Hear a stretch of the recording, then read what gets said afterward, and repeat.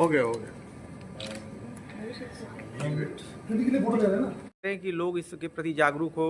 तमाम गांठों में कई तरह की बीमारियां जो टीबी है तमाम जैसे आपने बताया, लेकिन वो पकड़ में आना बहुत मुश्किल होता है और पब्लिक के अंदर जागरूकता की कमी है इसमें। नहीं, आपने बहुत एकदम सही बात बताई है कि जागरूकता की कमी है अपने देश में और इस चीज की बहुत ज्यादा जरूरत है। सच्चाई ये है कि हम एक महंगा फोन ले लेते हैं लेकिन हम अपना हेल्थ चेकअप नहीं करवाते या अपना हेल्थ इंश्योरेंस पे नहीं ले पाते हैं इतना। तो सबसे जरूरी है एक तो सही समय पे और जल्दी जाके अस्पताल में जांच करवाना और रेगुलर जांच करवाना। मतलब जरूरी नहीं है कि आपको कुछ तकलीफ हो तभी आप अस्पताल जाओ। आप रेगुलर हेल्थ चेकअप पे ध्यान दीजिए कि 6 महीना हो गया, 1 साल हो गया, एक उम्र हो गई है या परिवार में किसी को कुछ प्रॉब्लम है तो रेगुलर हेल्थ चेकअप कराना बहुत जरूरी है। पहली बात तो ये है। दूसरी बात, अगर दवाइयाँ चालू होती है तो उसको कंप्लीट करना भी जरूरी होता है। अगर टीबी की बात करेंगे तो खाली टीबी की नहीं, बहुत सारी बीमारियों में दवाइयाँ पूरी लेते नहीं है लोग। तो वो एक समझना जरूरी है कि भले ही सिम्टम्स चले जाए लेकिन कोर्स कंप्लीट करना जरूरी होता है। तो सही अवेयरनेस, जागरूकता और सही दिशा और ट्रीटमेंट कंप्लीट करना बहुत जरूरी है ताकि वो सब जो भी गांठे का प्रॉब्लम हो, भले वो टीबी हो या कैंसर हो, उसको कंट्रोल करने की जल्द से जल्द कोशिश की जाए।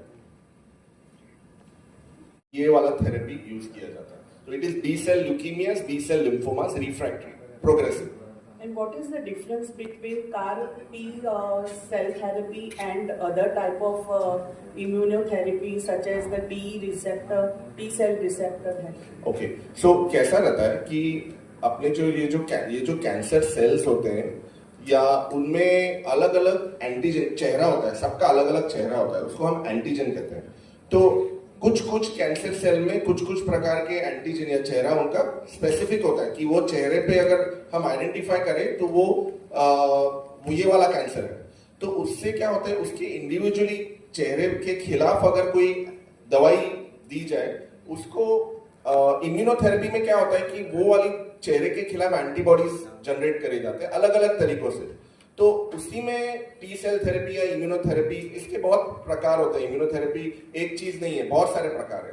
कार टी सेल का एडवांटेज क्या है कि वो टी सेल को डायरेक्ट खाली अटैक नहीं करता, टी सेल्स को इक्विप करता है कि उसको सिखाता है और फिर वो कैंसर सेल को जाके मारता है। मतलब टी सेल्स को वो स्ट्रॉन्ग बनाता है। It is like re-equipping them, re-engineering the cells, making them stronger. What are the potential side effects of this CAR T cell therapy? Yeah. So कैसा रहता है when you are giving such therapy, there are bound to be some side effects. तो कुछ side effects शुरुआत में कैसे रहते हैं कि एक होता है साइटोकाइन स्टॉर्म बोलते हैं हम। उसमें साइटोकाइन स्टॉर्म में एक फीवर, ब्लड प्रेशर ड्रॉप होना शुरुआत में कुछ लोगों में होता है, लेकिन ये वाली थेरेपी में जो मेड इन इंडिया है उसमें साइटोकाइन स्टॉर्म थोड़ा सा कम है, लेकिन है, तो उसके खिलाफ भी दवाइयाँ देनी पड़ती है। तो मोस्ट इंपॉर्टेंट होता है शुरू में साइटोकाइन स्टॉर्म, जिसमें फीवर आता है, बहुत तेज बुखार आता है। उसके बाद कुछ न्यूरोलॉजिकल चेंजेस भी आते हैं कुछ लोगों में, फिट्स आना या डिजीनेस, गिडीनेस, और लॉन्ग टर्म इन्फेक्शन का डर रहता है क्योंकि you are suppressing the immunity and modulating the immunity, तो इन्फेक्शन का डर रहता है। तो ये 3-4 चीजें होती है। ऑफ कोर्स बीमारी के वापस आने का डर रहता ही है, लेकिन मेन ये शुरुआत के जो हम हॉस्पिटल में पेशेंट को एडमिटेड रखते हैं तब ये बुखार आना, इन्फेक्शन, न्यूरोलॉजिकल चेंजेस, ये सब साइड इफेक्ट्स होते हैं। And how long does this CAR T cell therapy takes? Means the process takes for recovery.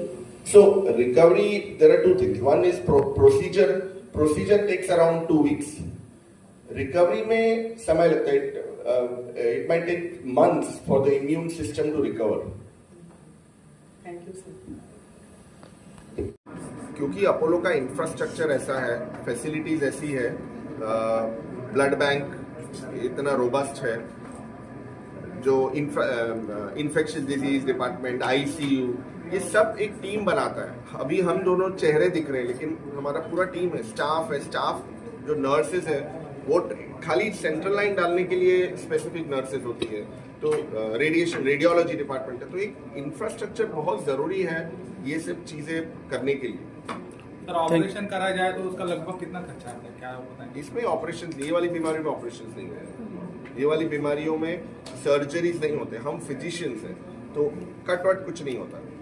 Therapy ये दो बीमारियों का फोकस है, और क्योंकि ये थोड़ी रिवॉल्यूशनरी थेरेपी है, सब जगह नहीं होती, और अपोलो थोड़ा फोर फ्रंट पे इसी है इस बीमारी के ट्रीटमेंट्स में, इसीलिए ये प्रेस कॉन्फ्रेंस की गई है ताकि लोगों को हम बता सकें कि ये वाला थेरेपी जो है CAR T-cell थेरेपी हमारे यहाँ अच्छे से होनी चालू हो गई है। ओके सर, इसका कॉस्ट क्या होता है, मतलब ये जो देखो कॉस्ट अलग अलग चीज़ों का अलग अलग प्रकार से कॉस्ट किया जाता है। अंदाजन मैं बोलूँगा कि अंदाजन 30 to 35 लाख टोटल का खर्चा है ये जी। और सर इसके सिम्टम्स क्या हैं, मतलब ये जब बीमारियों के बीमारियों ये बीमारी खून की बीमारियाँ होती है, कमजोरी, बहुत तेज बुखार, बहुत वजन कम होना, जोड़ों में दर्द, नई नई गांठें आने लग जाए नेक में, हाथों में, पेट में, और इतनी कमजोरी की हीमोग्लोबिन कम हो जाए, बार बार खून के बॉटल चढ़ाने पड़े, बार बार प्लेटलेट चढ़ाना पड़ा। WBC जो हमारी आर्मी होती है, आप सोचिए कि WBC खराब हो जाए, हमारी आर्मी, देश की आर्मी खराब हो जाए, तो अंदर की जो अपनी शक्ति कितनी कमजोर हो जाती है। तो WBC की बीमारियां, तो ये बहुत कम या बहुत ज़्यादा ये ब्लड कैंसर्स में ऐसे प्रॉब्लम्स आते हैं। सर जो शरीर के अंदर जो स्टेज में ये मेनली ये वाली बीमारी जो मैंने कहा, B cell leukemias and B cell lymphomas, progressive, मतलब अपफ्रंट अभी तक अप्रूवल नहीं आया है कि नया नया बीमारी चालू हुआ है तो क्या हम ये CAR T-cell कर सकते हैं, फिलहाल नहीं। इन द फ्यूचर यस, फिलहाल स्टैंडर्ड कीमोथेरेपी जो देते हैं वही है, लेकिन कुछ बीमारियां हैं ऐसी ये वाली जो इतना करने के बावजूद बीमारियां वापस आ जाती है। सर एक गांठों को लेकर के जो पब्लिक में डर जो लोगों के अंदर रहता है, शरीर के अंदर तमाम तरह की मस्सा है, तमाम गांठें जो उत्पन्न हो जाती है, डर का माहौल रहता है, तो क्या हर गांठें कैंसर का इशारा करती है? इसके बारे में क्या कहना चाहिए? नहीं, आपने अच्छा सवाल किया कि ये रेयर है, इतना कॉमन नहीं है। तो बहुत बार गांठें रूटीन इन्फेक्शन होते हैं, अगर थ्रोट में हमें इन्फेक्शन हो तो भी हमारे यहाँ थोड़ी थोड़ी गांठें आ जाती है ना, टॉन्सिलाइटिस बोलते हैं, तो थोड़े थोड़े वायरल इन्फेक्शन उसमें भी आ जाती है। तो कभी कभी टीबी भी, हर गांठ टीबी नहीं होता, बहुत बार लोकल हमारे बच्चों में अगर स्वेलिंग हो या थ्रोट खराब हो या ठंडा पानी बहुत पी लिया तब भी वो गांठें आ सकती है। सवाल ये है कि क्या वो गांठें वैसी की वैसी है, बढ़ने या जा नहीं रही है, तब जरूरी है कि एक सही डॉक्टर्स को दिखाना एट द अर्लीस्ट। सर इस बीमारी के लिए प्रिकॉशन